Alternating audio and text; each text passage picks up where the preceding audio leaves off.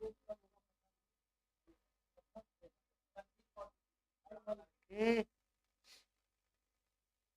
नमस्कार। मैं Abhishek Anand एडुकम post card में आप सबों का स्वागत करता हूं। और आज का जो मुद्दा है वो है रियलिटी ऑफ एजुकेशन। और हमारे सामने दो महान शिक्षाविद बैठे हुए हैं। पहले हैं अतीश सर, जिनका कि सीमांचल क्षेत्र में पढ़ाने का एक्सपीरियंस लगभग 20 वर्षों से ऊपर का है। अभी ये वर्तमान में एडवोकेट भी हैं और जाने माने प्रख्यात इंग्लिश के शिक्षक माने जाते हैं परवेशगंज शहर के। तो आज उनसे आप रूबरू होंगे। और दूसरी तरफ हमारे बाईं तरफ बैठे हुए हैं डॉक्टर एम के दास।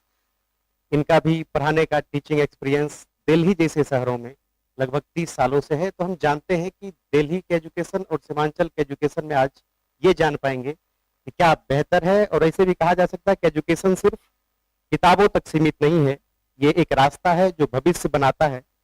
सीमांचल जैसे क्षेत्र में जहां सरकारी स्कूल, प्राइवेट स्कूल और मोबाइल तीनों एक साथ चल रहे हैं, आज हम जानेंगे क्या सही है, क्या जरूरी है और एक छात्र को किस दिशा में बढ़ना चाहिए। मैं हूं अभिषेक आनंद और आप देख रहे हैं एडुकेम पोस्ट पॉडकास्ट। चलिए शुरू करते हैं। तो पहला क्वेश्चन हम अतीश सर से लेंगे। What is current education level in government school in this region? If on my mature reflection, if you are talking about the educational status of Simanchal, as far as my experience is, as I have the experience of around 15 to 20 years in teaching profession, I have observed many things. The level of education in Simanchal, it is surging up day by day, and the efficiency and proficiency of the students is increasing day by day. And this area, as far as in my personal opinion, I think this area is going to be extremely advanced and developed in the sector of education. This is all about because I have already seen most of the students, they are now on the top notch by notching up a higher percentage, and they are just getting different kind of jobs in different sectors also.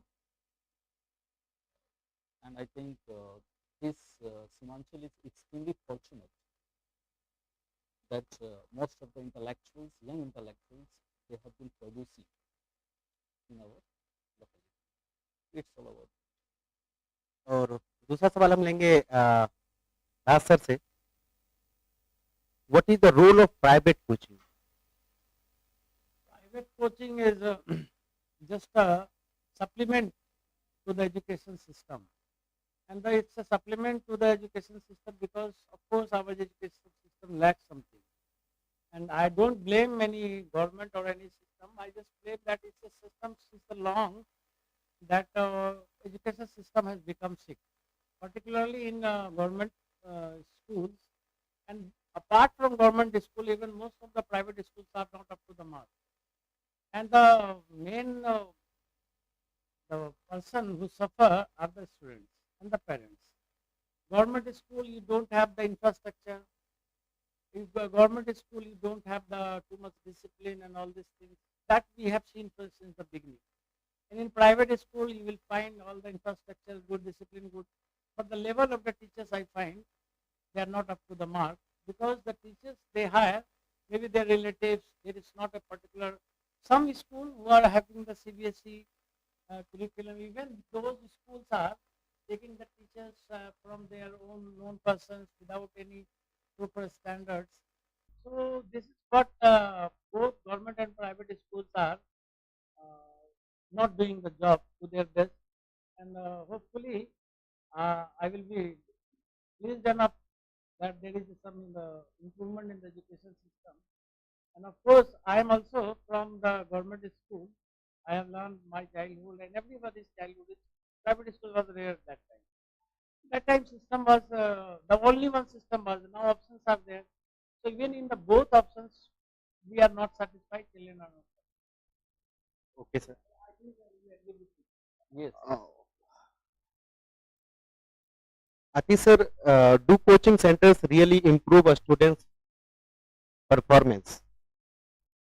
Yes, as far as my experience is,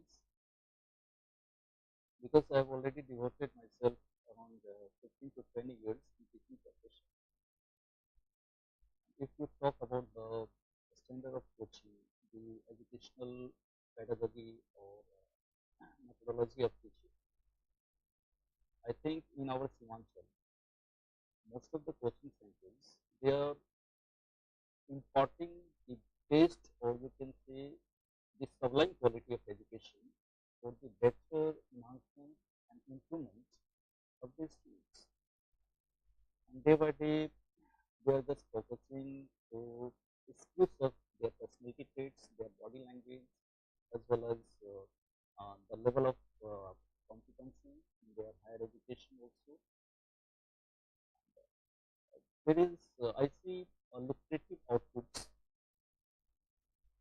in our area through different kind of coaching, whether it is in the streets, established in the streets or on the road, they are giving their best performance to enhance their qualities. If you talk about the student difficulties, sir, student कैसे choose करें कि कौन सी coaching उनके लिए best है और coaching के चुनाव करते वक्त किन किन बातों का ध्यान मस्ट रखना चाहिए स्टूडेंट? देखिए, सबसे पहले तो ज़रूरी है कि स्टूडेंट्स इतना अवेयर नहीं हो सकता है। स्टूडेंट्स के पेरेंट्स को अवेयर होना चाहिए और स्टूडेंट्स के लिए तो बेस्ट तरीका है कि आप उनके डेमो क्लास लीजिए, 1 दिन नहीं, 2 दिन नहीं, 3-4 दिन देखिए कि वही डेमो क्लास में वही पढ़ाया जा रहा है या टीचर वही है, बाद में भी वही पढ़ा रहे हैं। क्योंकि डेमो क्लास में क्या होता है, कुछ-कुछ मैजिकल टॉपिक सिखाए जाते हैं। टू बाउंड द स्टूडेंट, उसको जलवा दिखाया जाता है, जलवा type thing, I think I use the word जलवा। Yes sir, yes. तो जलवा दिखाया जाता है, तो बच्चा लगता है कि इससे बढ़िया तो कोई है ही नहीं। But third day that material is lost, उनका जो आइटम खत्म हो जाता है। तो द आइटम खत्म हो जाता है तो फिर बच्चे को तो लगता है कि अरे ये तो वो सब चीज़ हो ही नहीं रहा है कुछ। तो कुछ डमरू बजाते हैं उसमें डेमो क्लास में, तो डमरू पे नहीं जाना है, आपको कम से कम 1 वीक 5 डेज़ का क्लास लेना है और देखना है कि वो वही टीचर रेगुलर क्लास में ले रहा है, नहीं ले रहा है। उसके बाद उस टीचर के बाद उसके अलावा कुछ मैटर है कि नहीं पढ़ाने की। दूसरा जो इम्पोर्टेंट चीज़ है कि आप एजुकेशनल इंस्टीट्यूट के बैकग्राउंड को देखिए। उसके जो ऑनर है, उसका जो इंस्टीट्यूशन है, उसका मोटिव क्या है? उसके पीछे क्या उसका थाउट प्रोसेस है? ये क्या प्योर हार्डली प्योर बिज़नेस है या एक थोड़ा-सा इसमें सोशल समर्पण भी है? ये देखें और ये तभी हो सकता है जब गार्जियन और बच्चे उस संस्था के बारे में जानेंगे, उसके जो है उसके ऑनर के बारे में जानेंगे, उसके टीचर्स के बारे में जानेंगे। तो यू सबसे पहले नो योर इंस्टीट्यूट, एक सिंपल सा वर्ड है, before you join the institute know your institute. I can not name, मैं नाम नहीं ले सकता किसी का, बट मेरा यही सजेशन है कि आप इंस्टीट्यूट को जानिए, उनके जो संरक्षक है या उनको जो देखभाल करने वाले हैं, क्यूरेटर है, टीचर है, उनका बैकग्राउंड क्या है और उनका पर्पस क्या है, then only you can decide what the institute is, whether right और रॉन्ग, वेदर गुड और बैड। अभी स्टूडेंट के लिए जो सबसे चैलेंजिंग चीज है वो है mobile phone. What is the role of mobile phone in students life today? Abhishek, I must say you one thing, mobile, you cannot take a mobile from the hands of the children. This is near impossible. If you take mobile from them, they cannot survive now. The best part is that let them be aware of how to use the mobile. अभी हमने NEET के topper का interview देख रहे थे, तो उन्होंने कहा कि पूरे 5 साल से मैं बस फीचर फोन्स यूज कर रही हूँ, मोबाइल से पढ़ी ही नहीं हूँ, और फिर भी वो नीट की टॉपर छात्रा था। I am coming to this. So mobile now you cannot snatch them.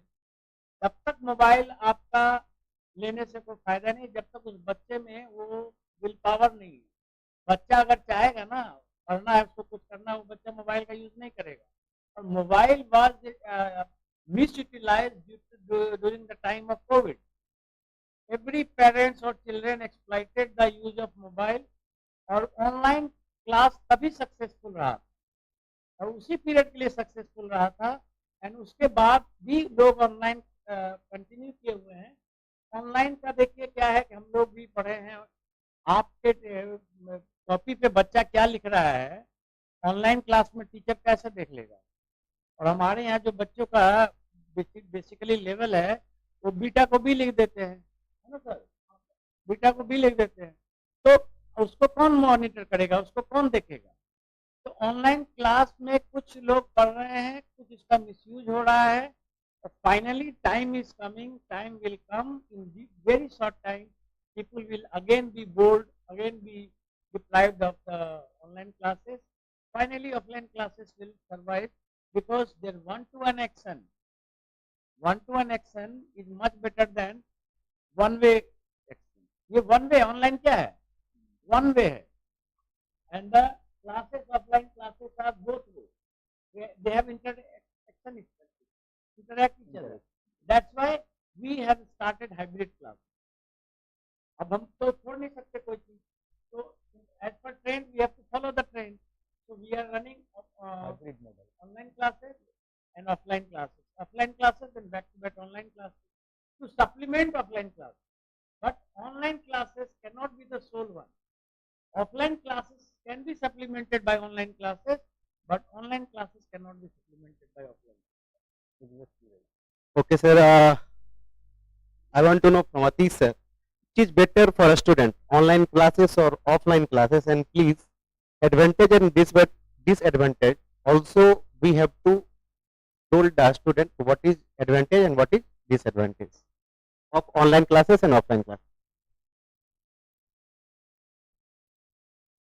In my personal opinion, if we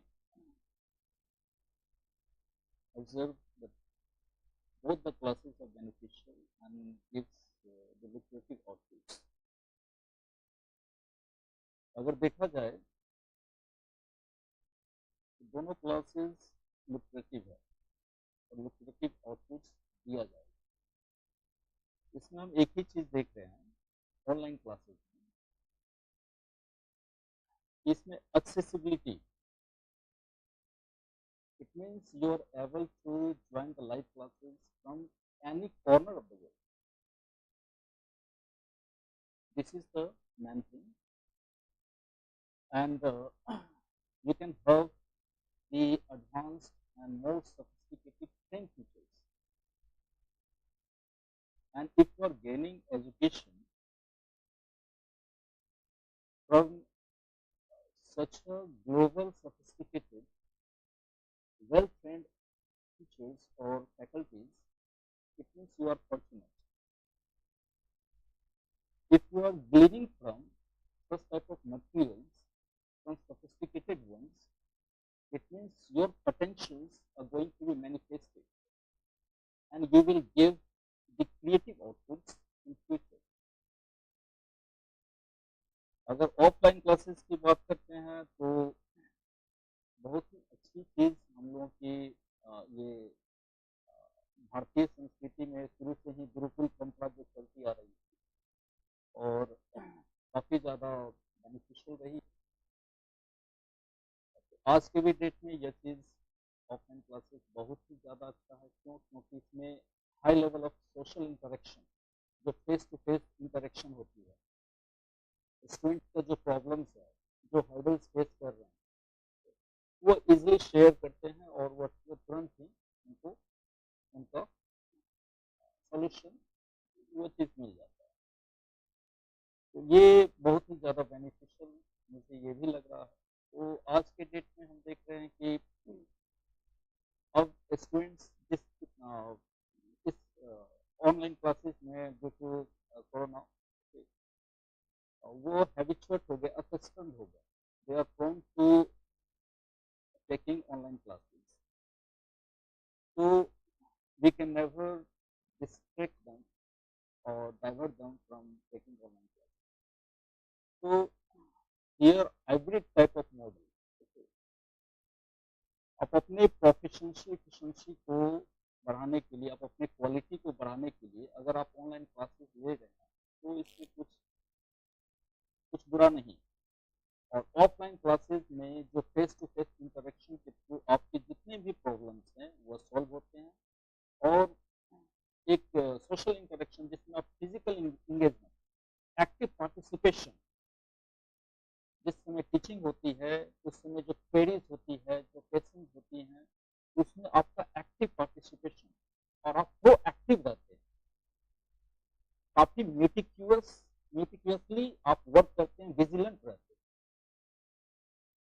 online classes आपको जिसका ग्रास्पिंग लेवल काफी हाई है, तो और जिसके अंदर हाई क्वांटिटी ऑफ मैच्योरिटी है, जो इजिली किसी भी चीज को ग्रास्प कर लेता है ऑनलाइन, उसके लिए बहुत ही बेनिफिशियल है। और जो वर्किंग प्रोफेशनल्स है, जिसके पास टाइम नहीं है, टाइम की क्राइसिस है, उसके लिए ऑनलाइन क्लासेस, और वो बेनिफिटेड हो रहे हैं, क्योंकि वर्किंग प्रोफेशनल्स के पास ऑप्शंस नहीं है कि वो ऑफलाइन क्लासेस करें। इसलिए वर्किंग प्रोफेशनल्स के लिए, और अभी के डेट में हम देख रहे हैं कि मैक्सिमम स्टूडेंट्स को जो फाइनेंशियल स्टेबिलिटी है, वो चीज़ उसके फैमिली में बहुत कम को है। तो इसका मतलब ये नहीं है कि वो पढ़ाई को जो है, वो पढ़ाई को क्या करे कि इस तरह की ड्रॉप हेलो कर दे, ऐसा हो नहीं सकता। तो इसके लिए फाइनेंशियल स्टेबिलिटी नहीं है, they are facing a lot of financial crunches, so they are going to be engaged as a working professional. And apart from their being a working professional, they want to attain some classes in order to increase or mushroom their potential, their qualities, okay, their efficiency and proficiency. They they are generally flocking towards taking online. Hello Offline classes already I have mentioned, and both are lucrative to the student. तो हम कह सकते हैं sir कि जो जिनके पास समय का अभाव है उनके लिए ऑनलाइन बेहतर है, जिन्हें अपने नॉलेज को बूस्टअप करना है उनके लिए ऑनलाइन बेहतर है। लेकिन अ, लेकिन जिस क्षेत्र से हम बिलोंग कर रहे हैं, हम बात अगर सीमांचल क्षेत्र की करें, तो यहाँ पर बच्चे का बेसिक, जिन बच्चों को मजबूत करना हो या जिनको सबसे पहली प्रायोरिटी हो कि बोर्ड में अच्छे मार्क्स ले आएं, तो उन सब के लिए ऑफलाइन बेहतर होगा, ऐसा मानना है। ऑफलाइन में एक चीज देखा गया कि जो टीम वर्क है ना, टीम वर्क है, तो उसमें जो है टीम वर्क ऐसे नहीं होती without the feeling of coordination and cooperation, team work can never function properly. तो ये टीम वर्क जो है आपके डिवोशन, टीम मेंबर्स की डिवोशन एंड डेडिकेशन से ही चल सकता है, और बेटर टीम वर्क होने के कारण आप ऑफलाइन में बेस्ट से बेस्ट एजुकेशन दे सकते, प्रोवाइड कर सकते हैं, जो स्टूडेंट्स का रिक्वायरमेंट्स है उसको फुलफिल कर सकते हैं। जिस एक्सपेक्टेशन के साथ वो ऑफलाइन क्लासेस में आते हैं, उनको आप पूरा कर सकते हैं। इस पे थोड़ा सा विचार जानते हैं हम राज सरकार। He rightly said that online classes are for them who Working are professionals. advanced in studies. Yeah. He closed the chapter there, and for them who are the professionals who are working is suitable for them only. In short, what he said, and I really appreciate, he is right. It is useful for the students who are already in advanced level, who has done their schooling better way, coaching something, they have taken some information, some knowledge they have gained. It's good for them who go with the speed of the online class. But we are in the place where online classes will benefit none of, none to this catered students we are talking about. गांव से बच्चे सीधा उठ के third division जाते हैं, गांव में जब तक होते हैं तो ऑनलाइन क्लास शायद मेरे ख्याल से वो लोग 8वीं या 9वीं तक नहीं करते हैं, 10वीं से शायद शुरू करते हैं, तो उनके online they are not useful. Online को बिल्कुल सर ने कहा कि जो थोड़ा सा दक्ष बच्चे हैं और जो प्रोफेशनल्स हैं जिनके पास टाइम नहीं है ऑफलाइन क्लास करने का, तो वो ऑनलाइन अपने सुटेबल टाइम के हिसाब से कर लेते हैं। ऑनलाइन की खासियत ये है कि इट्स अवेलेबल एवरीवेयर, कॉस्मोपॉलिटन है, any time you can study, any time you can do. The matter is not which is better, matter is what is relevant and what is relevant to what place. Yeah, students need to fill Yes. their roles according to the situation or So the where, current what the scenario. place we are talking about, what the circumstances we are talking about, depends to that. Now, furthermore, one added question is there: is it saving money? Yes, because online classes are free available also. So it is cheaper. Offline classes must be costly because it involves manpower, it involves infrastructure. So this is what, and I think this all he agrees to.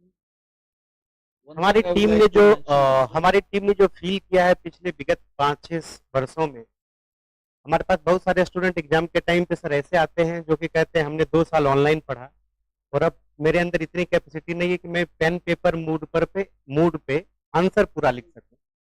तो मुझे लगता है कि कहीं ना कहीं online एक short term memory create करता है और वो बच्चे पेन पेपर मूड में जब आते हैं तो उनकी राइटिंग इफिशियंसी उतनी अच्छी नहीं होती है जितनी ऑफलाइन वाली की होती है। इस दोनों में आप कितने सहमत हैं? exactly right, whatever you are just talking. Students, if they are lacking cognitive abilities, they are unable to glean from anything in online class.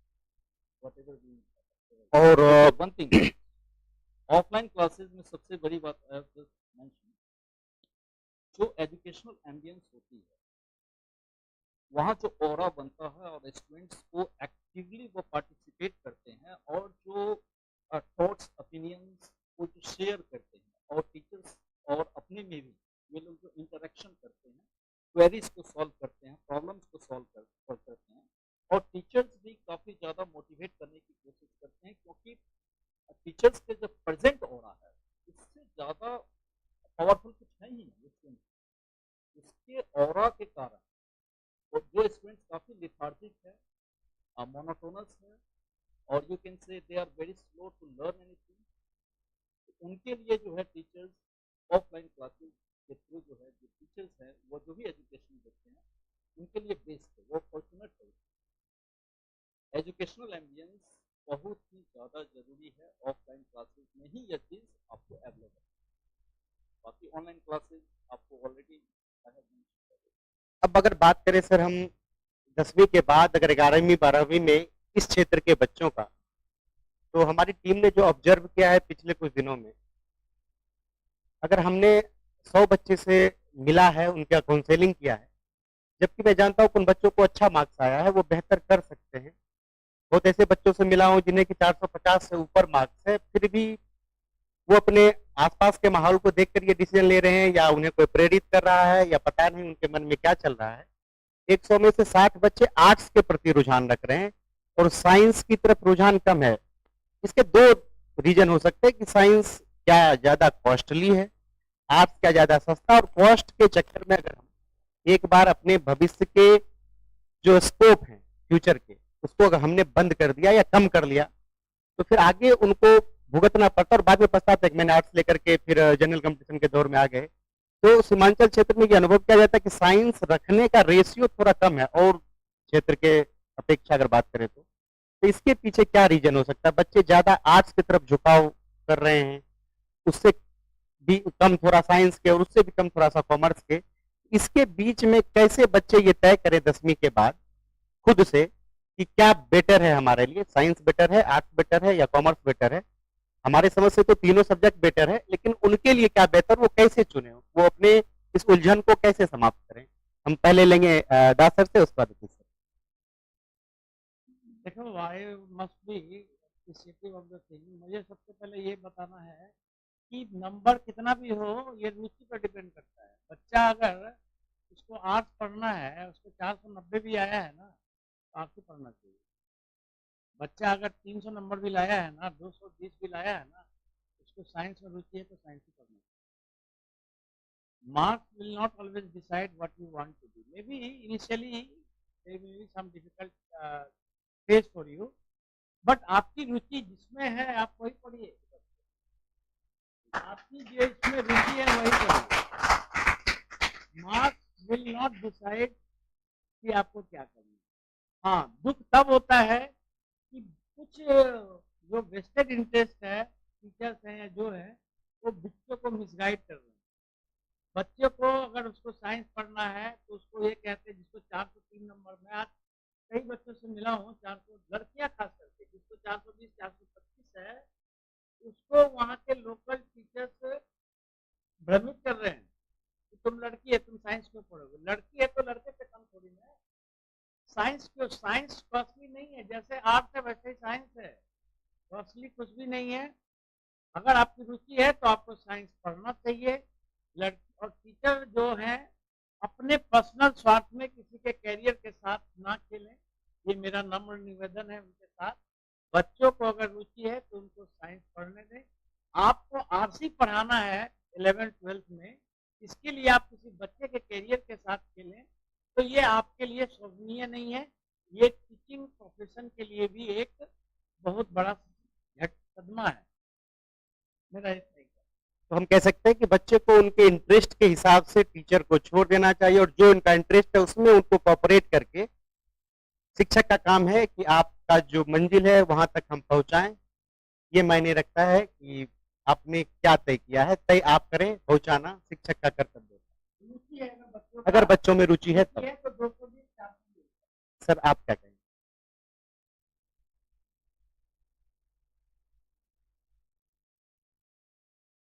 मेरे एक्सपीरियंस जहाँ तक है,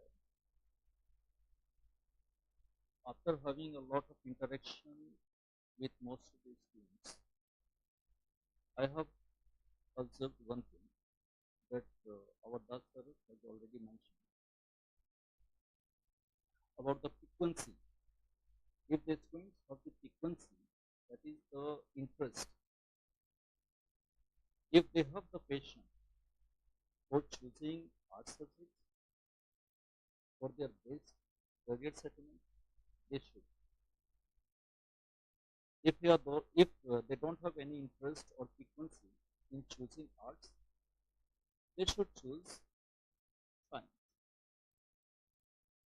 एक चीज इसमें हम जो फाइंड आउट किए हैं और ऑब्जर्व किए हैं कि जो आर्ट्स सब्जेक्ट लेकर बच्चे पढ़ते हैं उनका माइंड अर्ली स्टेज में काफी ज्यादा क्रिएटिव होने लगता है। क्योंकि MBIT कॉलेज, इंजीनियरिंग कॉलेज में मैंने ऐसे ऐसे स्टूडेंट्स को देखा, काफी रिमोट एरिया से बिलोंग करते थे और उन्होंने आर्ट सब्जेक्ट को रखा। तो 4 साल का जो उनका बीटेक का पीरियड था, सर वो साइंस रखेंगे तब तो बीटेक कर रहे हैं। हाँ वही तो हम बोल रहे हैं, साइंस रखे हुए थे तो बीटेक कर रहे थे, तो माइंड उसका क्रिएटिव कब हुआ? In intermediate, after board examination. They have chosen according to their interest, according to their frequency, and they are just pursuing medical or engineering classes courses. तो उनका माइंड काफी ज्यादा क्रिएटिव हो। आफ्टर 2 years वो काफी ज्यादा चेंज हो गया और एक एक पॉइंट को वो एनालाइज करना सीखा और कुछ उसमें से जो है new products, new ideas, new innovation, brain wave, इसको वो प्रोड्यूस करना स्टार्ट किया, हार्नेस करना स्टार्ट तो सर किया। तो उसके पर्सनैलिटी को ही चेंज कर दिया, उसके ब्रेन वेव्स को ही चेंज कर दिया और उसका जो आगे का स्कोप है, जो कुछ भी वो एम्बिशन लेकर चल रहा है, चाहे उसको स्पेस रिसर्च में जाना हो, कहीं भी किसी भी सेक्टर में जाना हो, उसके लिए वो अपने आप को प्रिपेयर कर रहा है। तो साइंस जो ले रहा है, जो चूज कर रहा है according to their best interest, I think वह भी अच्छा है। और जो आर्ट्स ले रहे हैं वह भी अच्छे हैं, इन्हीं के लिए मैं बुरा नहीं बोल सकता। अकॉर्डिंग टू देयर सिचुएशन और circumstances, they are keeping their roles in choosing the subject for their best career. यही चीज है और कुछ नहीं। I can add one line here. If you take arts, you cannot switch over to science.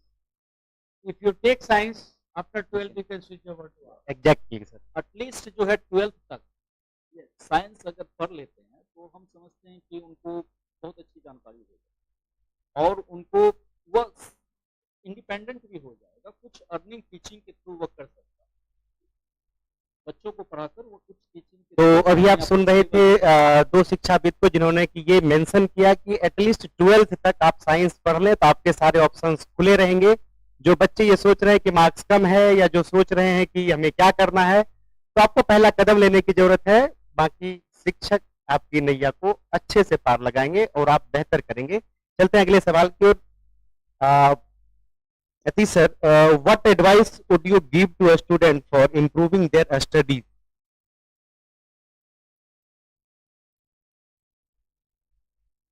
देखिए studies को improve करने के लिए बच्चों को सबसे पहले अपने एम्बिशन को फिक्स करना होगा। एम्बिशन अगर फिक्स हो गया तो जो उसके अंदर पैशन है वह मस्टर अप करना स्टार्ट कर, मतलब जो एनर्जी है, जो पैशन है, वो ऑटोमेटिक नेचुरली वो जो है वो स्टर अप होगा और वो मस्टर अप ही होना स्टार्ट, कलेक्शन उसका स्टार्ट हो जाएगा, वो अक्यूमुलेट होने लगेगा और वो एक फोर्स के रूप में, कलेक्टिव फोर्स के रूप में काम भी करेगा। और अगर वो अपना एम्बिशन को तय कर लेता है तो just they need to be grounded. क्यों? क्योंकि अगर वो ब्लर्ट आउट कर देता है out of proportion, that is my ambition, to be an IAS officer, to be a scientist is my ambition, अगर वो ब्लर्ट आउट कर देता है इस चीज को पब्लिकली या किसी को बोलता है तो दी एनर्जी विल बी क्रैश्ड। अगर वो ब्लर्ट आउट नहीं करता तो वो एनर्जी स्टोर रहेगा और वो आपका काम करेगा, आपके पेशेंट को बढ़ाएगा। तो इसके लिए आपको परसिवियरेंस रहनी चाहिए, कंसिस्टेंसी एजुकेशन में बनाए रखनी चाहिए, कितनी भी हार्डशिप्स को फेस करनी पड़ेगी। It means if you are going through, if you are facing financial crunch, if you have lack of financial stability, if you are going through a lot of tussles or unprecedented level of hardships or struggles, you don't have to mind. Stay grounded and try to sort out your problems as soon as possible. और सबसे बड़ी चीज, you need to have a proper channel of guidance from a sophisticated and trained teachers, those who, who can be relied upon or trusted. तो उनसे guideline जरूर लेनी चाहिए जिस क्षेत्र में आप आगे बढ़ रहे हैं, ठीक है। तो आई थिंक परसिवियरेंस रहे, पेशन रहे, विल पावर रहे और आपके पास एक प्रॉपर चैनल ऑफ गाइडेंस रहे, दैट इज रीजनेबल गाइडेंस रहे, तो आप आगे बढ़ सकते हैं। और ये चीज़ जो एक इगोइज्म जो क्रिएट हो जाती है, नहीं मैं ही सब चीज़ को कर लूँगा, तो that is their ego. Without guidelines from a teacher or faculty or well sophisticated teachers, you can never, if you gloss over them, you can never glean from any sources. आप किसी भी सोर्सेज से education, knowledge, information को gather नहीं कर पाइएगा अगर आपके पास guidelines नहीं है, अगर आपके ज़िंदगी में कोई इंसान नहीं है जो आपको गाइडलाइन दे रहा है, उनको अवॉइड नहीं कीजिए, ठीक है। और जो भी इंस्ट्रक्शन उनके द्वारा दिया जा रहा है उनको ग्लोस ओवर नहीं कीजिए, तभी आप you can glean from different kind of sources, whether it is in human form or other sources. एक छोटा सा कंफ्यूजन रहता है हमेशा सर, आप तो इस शहर के राजधानी में टीचिंग किए हुए हैं, अभी जो जेनजी जनरेशन है सर, उसको इंस्टाग्राम भी चलाना है, उसे फ्री फायर भी खेलनी है, उसे नूडल्स की तरह 2 मिनट में फिजिक्स के टॉपिक भी समझ में आ जाने चाहिए।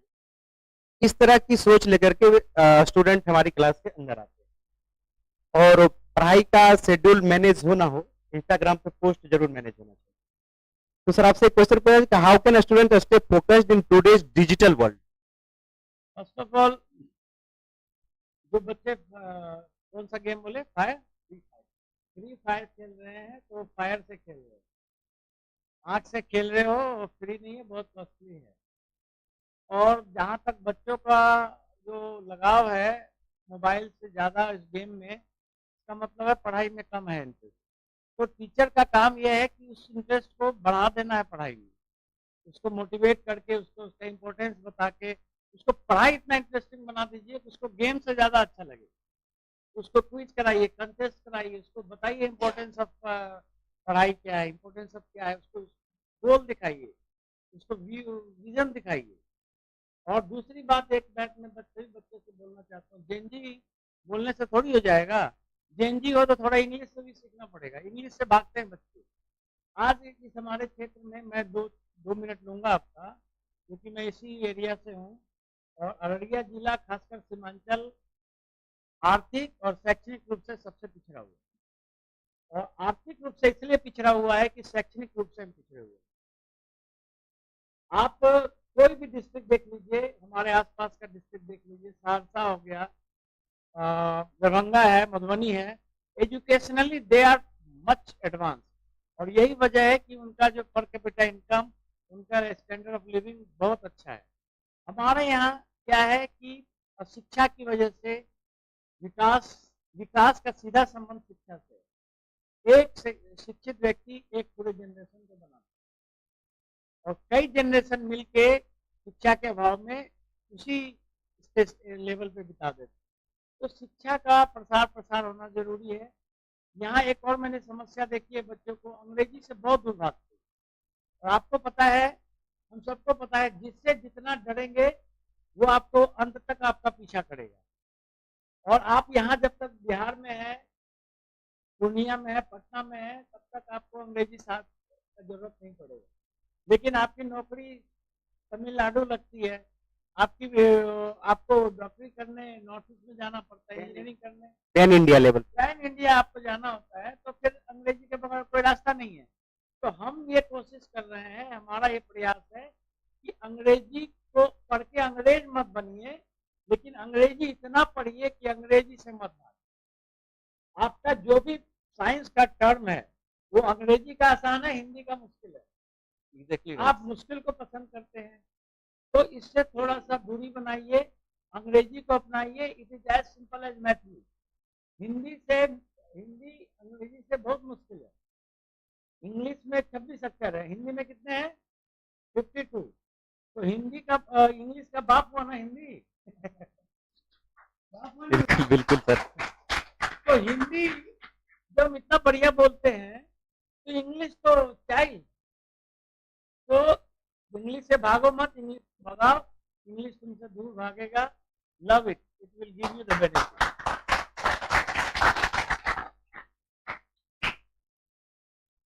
अभी एक होड़ रहती है पेरेंट्स में भी और बच्चों में भी मार्क्स को लेकर के कि हमें कितना मार्क्स आया है। बच्चे भी प्रेशराइज रहते हैं, पेरेंट भी कि अगर 1-2% कम आ जाते तो क्यों आ गया, क्लास में फर्स्ट क्यों नहीं गए। मैं पूछना चाहूंगा कि आर मार्क्स मोर इम्पोर्टेंट और skills? Marks more important or skills? Marks, I never give importance to marks, because I have seen my colleagues, my friends, when I was studying in school, they got much more marks than I got. But with the God grace, with my own skills, I get lesser mark, but I did better in comparison to my friends who got too much marks. So marks will not decide. That's why I told you, if your interest is in science, even if you have 220, you can excel. Even if you have 475 and you don't have a interest in science, you cannot do better. So for that's why I tell somebody, my students, go and see 3 Idiots. अतिशय से सवाल है next, is coaching necessary for success और just a trend? Success of just a trend coaching. Coaching.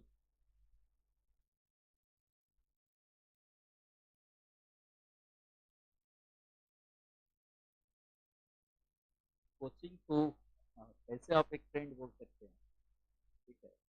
Coaching already जो है success को ही और successful engineers professionals को ही क्रिएट किए हैं आज तक। तो ये ट्रेंड नहीं बोल सकते आप। आप क्या मानते हैं सर इसे? कोचिंग के बिना सक्सेस हो सकता है या बिल्कुल हो सकता है, क्यों नहीं हो सकता?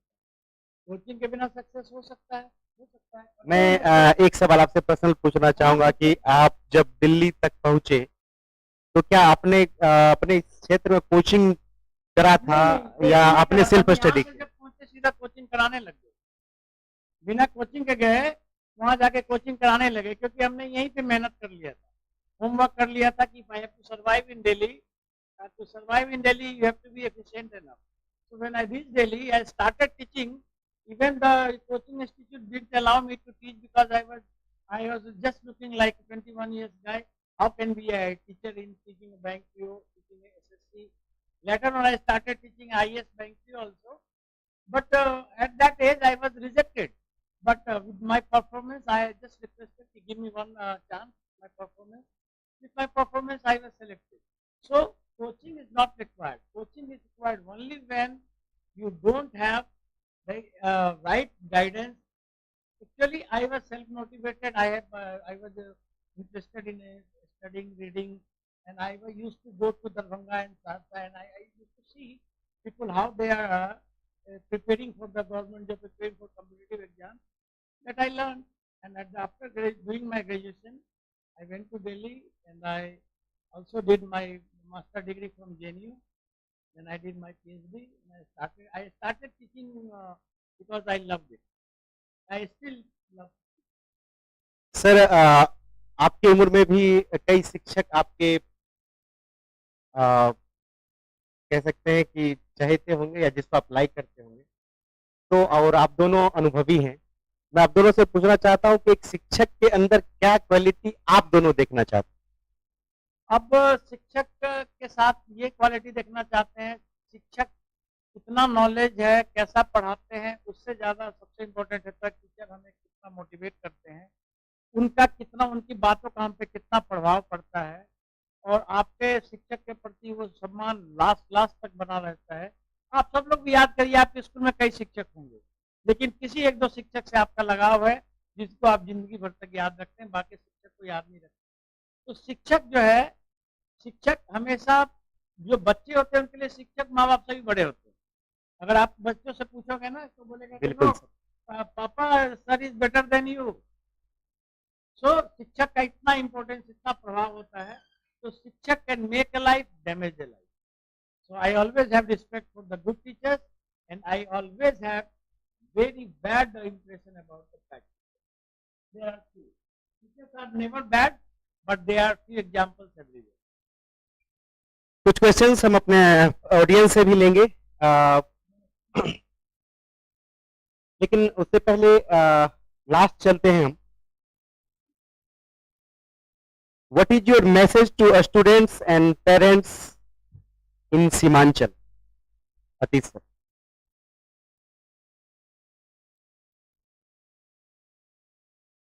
सीमांचल के स्टूडेंट्स के लिए मेरे तरफ से मैसेज बस यही रहेगा कि अपने आप को स्टे ग्राउंडेड रखें, और 3-4 ऐसे क्वालिटीज है जो इसको कल्टीवेट करना बहुत जरूरी है, और without the cultivation of these qualities you can never have the better ratio of learning curve. सबसे पहले तो अपने आप अंदर जो है इनकलकेट कर लीजिए कि आप स्टूडेंट से तो आपकी क्या रिस्पॉन्सिबिलिटीज है और लाइबिलिटीज, उस चीज को आप चेकअप कीजिए। रिस्पॉन्सिबिलिटीज और लाइबिलिटीज, जो कुछ भी आपको इंस्ट्रक्शन दिया जा रहा है उसको आप फॉलो कीजिए, जो असाइनमेंट्स दिया जा रहा है उसको आप वर्कआउट कीजिए, और अपने पैशन को कभी बुझने मत दीजिए। क्योंकि शायद उन्होंने मुझसे मेरे बारे में, इंट्रोडक्शन के बारे में जानना नहीं चाहा। ठीक है, मैं अपना इंट्रोडक्शन दे देता हूँ। My name is Atish Kumar, a professional teacher of English as well as a motivational speaker. I have recently joined the profession of advocacy and have been practicing as a lawyer in civil court for this term. तो मैं advocate बन चुका हूँ, लगभग 2 साल से मैं practice भी कर रहा हूँ, और AIBE जो एग्जाम है, ऑल इंडिया बार एग्जामिनेशन, वो भी क्वालिफाइड हो चुका है, यहाँ तक कि मैं हाई कोर्ट में भी बैठ सकता हूँ। तो मेरे जितने भी फ्रीनेमीज है वो दंग इस चीज को लेकर है कि ये बुझे हुए राग के अंदर ये कौन सा आग जो है सुलग रहा था। तो मैं बोल रहा हूँ अभी भी अपने आप को स्टे ग्राउंडेड रखिए। क्या आपका एम्बिशन है वह कभी भी ब्लट आउट नहीं कीजिए पब्लिक में, उस पर काम कीजिए, क्योंकि आपका जो एनर्जी है उससे जुड़ा हुआ है। जो भी एनर्जी मस्टर्ड अप किए हैं आप अपने ड्रीम को मैनिफेस्ट करने के लिए, उस पोटेंशियल को मैनिफेस्ट करने के लिए ग्राउंडेड रहना बहुत जरूरी है। परसिवियरेंस, डिवोशन, डेडिकेशन और कंसिस्टेंसी, ये बहुत जरूरी है। और हमारे प्रोफेसर पीसी झा वह कहा करते थे, द आर्ट ऑफ कंसंट्रेशन, इसके बारे में, concentration is an art which acts at a single point, at a single moment. अगर आपका कंसंट्रेशन पावर बहुत ज्यादा डेवलप है तो आप कहीं से भी कुछ भी सीख सकते हैं। जरूरी नहीं है ऑनलाइन क्लासेस, जरूरी नहीं है offline classes. If you have the power of concentration, you can glean from any sources, you can collect, you can glean from anything, glean from any resources or sources. You can collect, you can garner almost all the information and knowledge from any sector, from any your choice sector, whether it is education or professional or technical. Das sir, हमारे जो viewer हैं और यहाँ की जो भाषा है वो मैथिली है, अहाँ से रिक्वेस्ट करे छो कि उ माय बाप के बतैयो और बच्चा के कि 10वीं के बाद बेहतर की होते, आगू की करे छे, आ गार्जियन संकोच ना करे, एकरा ई लेवल पे बताल जाए कि ई बात हर एक गार्जियन के पास है। नहीं, अभिषेक एना छै कि मैथिली तो भाषा छिए, हमहूँ मैथिली बाजै छिए। हम 40 साल से छिए दिल्ली में, लेकिन हमरा दिल्ली वाला भाषा नहीं भेले बोलल। आई गेल रहिए कोनो गांव में तो बच्चा आयल रहे दिल्ली से, तो हमरा मेरे को तेरे को कहत रहे, तो हम कहलिए रे बुआ हम 40 साल से दिल्ली में छी, हमरा कहाँ आए मेरे को तेरे को। तो गांव घर के लोग यह कहल चाहब कि देखियो सब कुछ करियो, कष्ट सहियो, 2 साल 3 साल बच्चा के पढ़ा लिया, बच्चा के पढ़ा लेबे, वैसे बड़का ऐसे संपत्ति कोई नहीं है। कनी मैं आगू रखू बच्चा के बच्चा जे छै अहाँ पढ़ा लेबे तो वैसे बड़का संपत्ति कोई नहीं है। हम अहाँ के बेसी हम व्याख्यान नहीं करब। एक बच्चा अगर पढ़ ले तो अहाँ के जनरेशन बन जाए, और अहाँ पढ़ा के 2 साल 3 साल अहाँ के कष्ट हैत, लेकिन उ जे अहाँ के संपत्ति हैत 100 बीघा जमीन से बेसी के संपत्ति है।